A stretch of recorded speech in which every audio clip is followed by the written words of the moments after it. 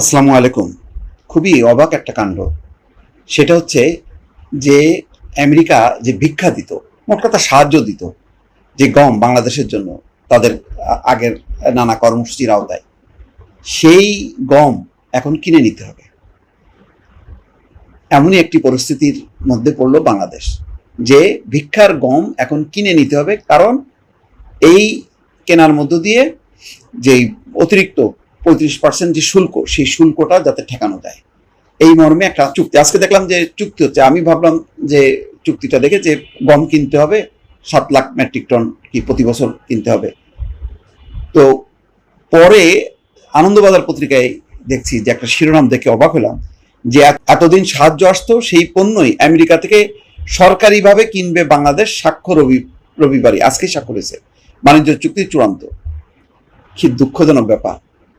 আমেরিকার মতন দেশ, তারা মানে তাদের থেকে অনেক দরিদ্র গরিব দেশগুলোকে তারা একটা সাহায্য দেয়। সেই সাহায্যটা চলে যায় আমাদের বিভিন্ন খাল খনন বা জেলা উপজেলায় দুস্থদের নানান কর্মসূচিতে বা রোহিঙ্গাদের সেসব খাতে হয়তো যাইতো। এখন সেই সাহায্যের গম এখন কিনতে হবে।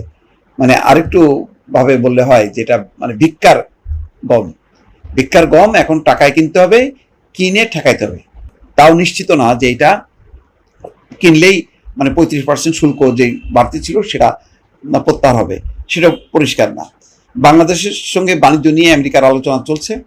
ওই দেশের উপরে 35% বাড়তি শুল্ক আরোপ করেছিলেন মার্কিন প্রেসিডেন্ট ডোনাল্ড ট্রাম্প। শুল্ক হার কমাতে বেশি দামে হলেও কিছু পণ্য আমেরিকা থেকে আমদানির কথা ভাবছে ইউনুস সরকারের নেতৃত্বাধীন অন্তর্বর্তী সরকার।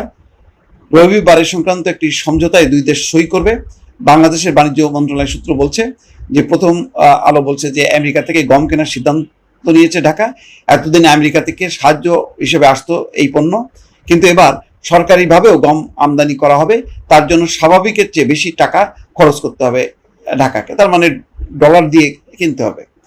আমেরিকা থেকে গম আমদানির জন্য রবিবার সমঝোতা সই করবেন বাংলাদেশের খাদ্য মন্ত্রণালয়। আপাতত 2,20,000 টন গম কেনা হবে। 1,10,00,000 টন করে 2 দফায় আমেরিকা থেকে গম আসবে বাংলাদেশে। এর জন্য প্রতি টনে তাদেরকে 1,700 থেকে 2,000 টাকা বেশি খরচ হবে। মার্কিন সংস্থাগুলোর সঙ্গে বাংলাদেশের যে আলোচনা চালাচ্ছে, তার মূল উদ্দেশ্য হচ্ছে বাণিজ্য বৃদ্ধি এবং ঘাটতি কমানো। বাণিজ্য উপদেষ্টা উদ্ধৃত করে প্রথম আলো এই কথা বলছেন। কিন্তু লজ্জাস্কর ব্যাপার যে এই সাহায্যটা তারা এখন বিক্রি করতেছে। আপনি ভিক্ষার জিনিস কখনো বিক্রি করবেন? আমেরিকা এই পর্যায়ে চলে গেল, আর বাংলাদেশকে এটা গ্রহণ করতে হচ্ছে যে ভিক্ষার গম কিনে বাণিজ্য ঘাটতি পূরণ করতে হবে। তাহলে তো লাভ কি? একদিকে আসলো, আরেকদিকে তো চলে যাচ্ছে। আমি জানি না এখন যারা অর্থনীতিবিদ তারাই হিসাব নিকাশ করবেন যে এই ভিক্ষার গম কিনে আমরা যেই শুল্কটা যদি ঠেকাইতে পারি, আলটিমেটলি এটা আমাদের জন্য লাভ হলো কিনা। এখানে বলা হচ্ছে বাংলাদেশ এবং আমেরিকার মধ্যে বাণিজ্য চুক্তি এখনো চূড়ান্ত হয়নি। সাধারণভাবে আমেরিকায় বাংলাদেশি পণ্যের শুল্কের পরিমাণ 15%। ট্রাম্পের ঘোষিত বাড়তি 35% কার্যকর হলে 1 আগস্ট থেকে মোট 50% শুল্কে আমেরিকায় পণ্য পাঠাতে হবে বাংলাদেশকে। ফলে এটা তো নিঃসন্দেহে মানে এটা অ্যাফোর্ড করতে পারবে না। এখন এই তাই বলে ভিক্ষার গম কিনতে হবে? কি অবাক! কোথায় আমেরিকা চলে গেল আর কোথায় আমরা? ভালো থাকবেন। আল্লাহ হাফেজ।